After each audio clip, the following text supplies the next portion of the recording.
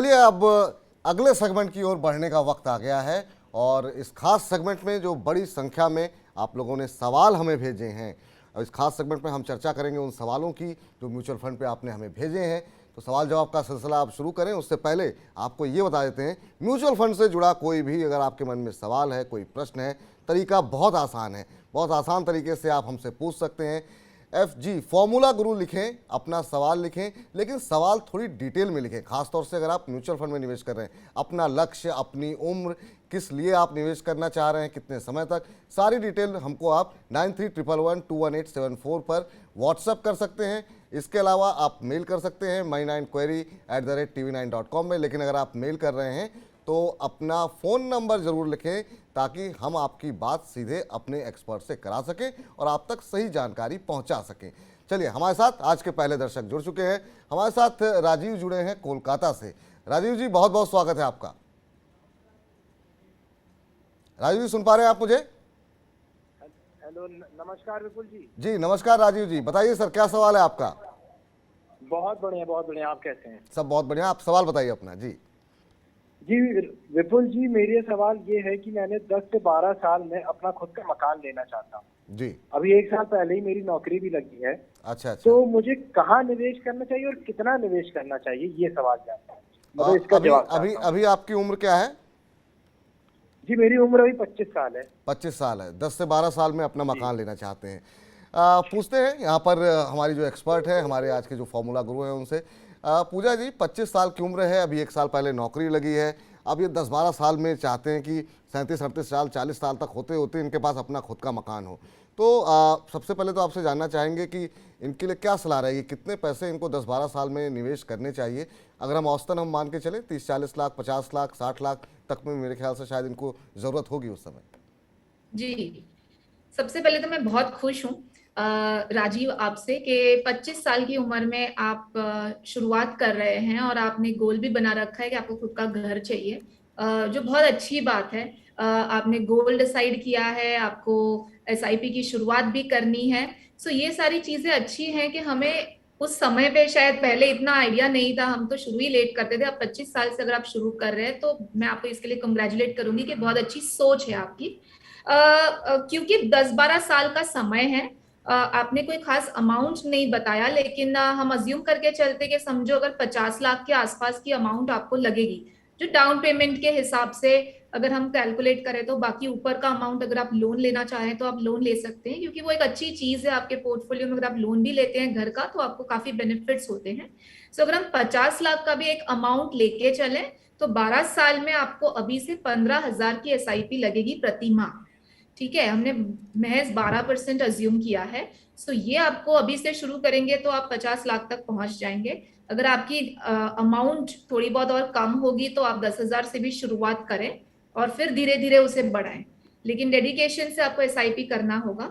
और अगर फंड्स की मैं बात करूं तो एक लार्ज कैप ले लें आप, ICICI prudential blue chip fund, एक मिड कैप ले लें कोटक इमर्जिंग इक्विटी फंड, और एक फ्लेक्सी कैप ले लें पराग पारेख फ्लेक्सी कैप फंड। तो इससे आपका पोर्टफोलियो डिवर्सिफाई हो जाएगा। आप 5,000 की SIP इन तीनों में हर फंड में 5-5 हजार की SIP आप शुरू कर सकते हैं।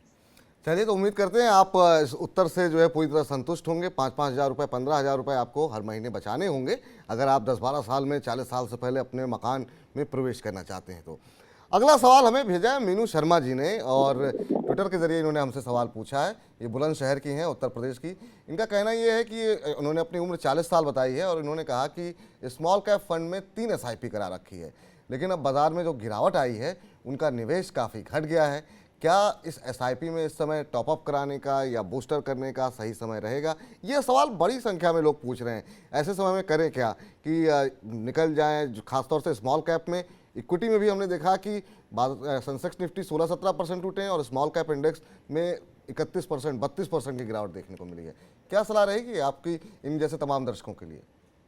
जी, सबसे पहली बात यहाँ पे मुझे ये लग रही है कि मीनू जी ने स्मॉल कैप का तो सिलेक्शन किया है, लेकिन 3 स्मॉल कैप।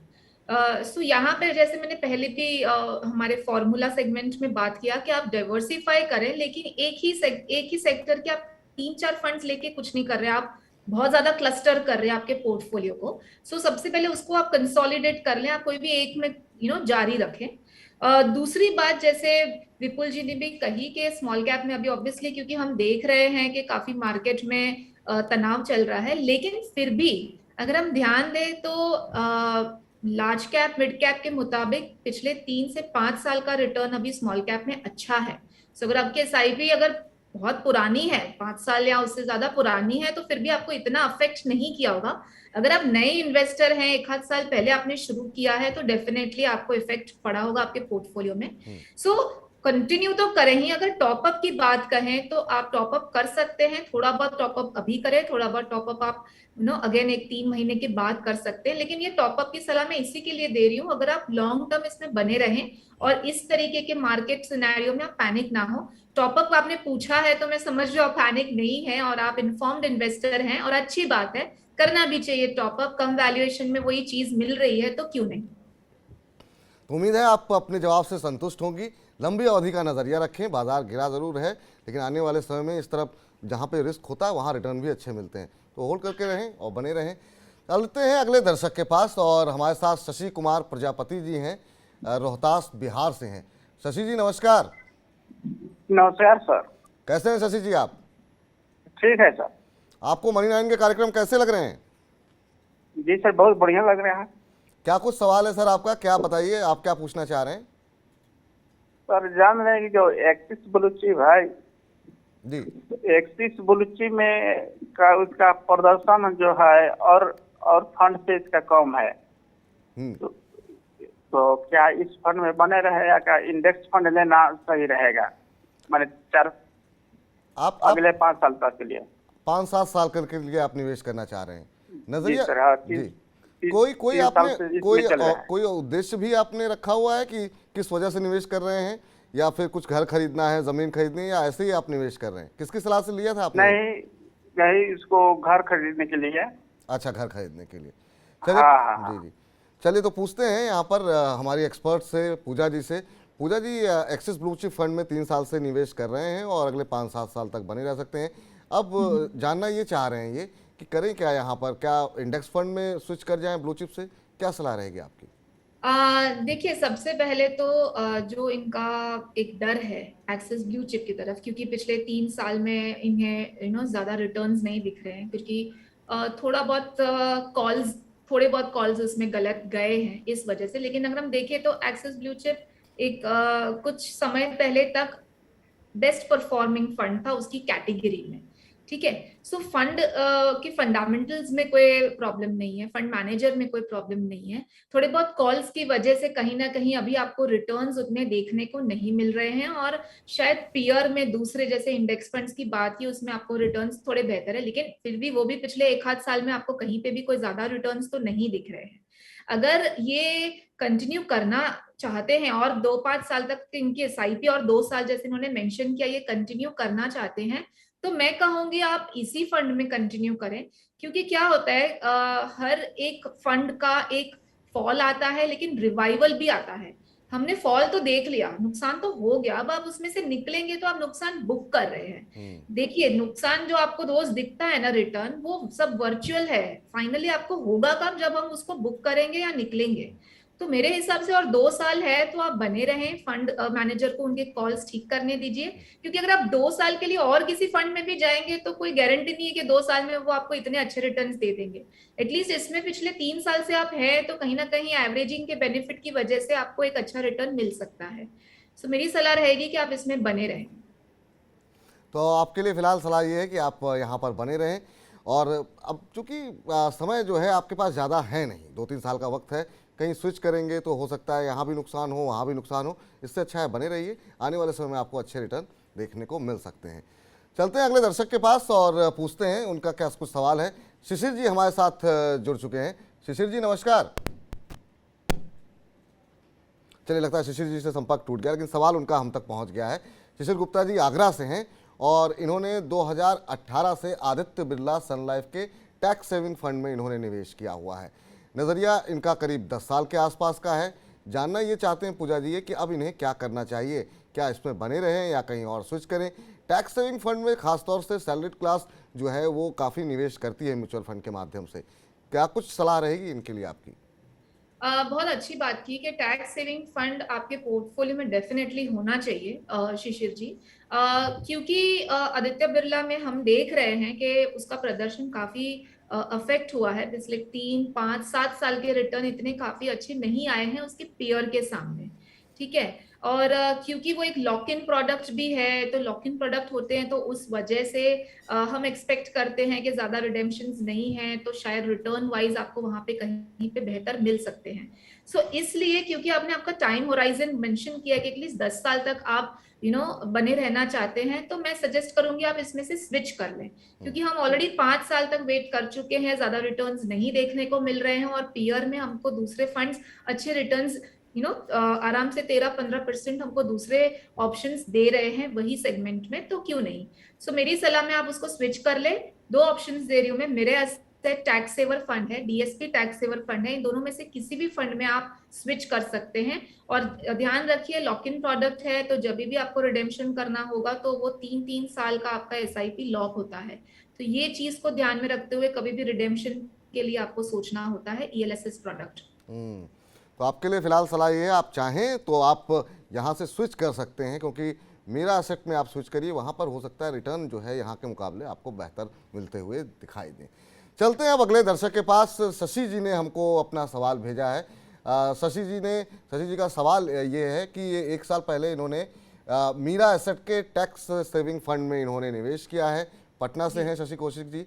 अब ये जानना चाह रहे हैं कि अगले अगर 5-7 साल तक ये रहते हैं तो इनको क्या करना चाहिए, और क्या ये अब मीरा एसेट के टैक्स सेविंग फंड में बने रहें या फिर स्विच कर जाएं?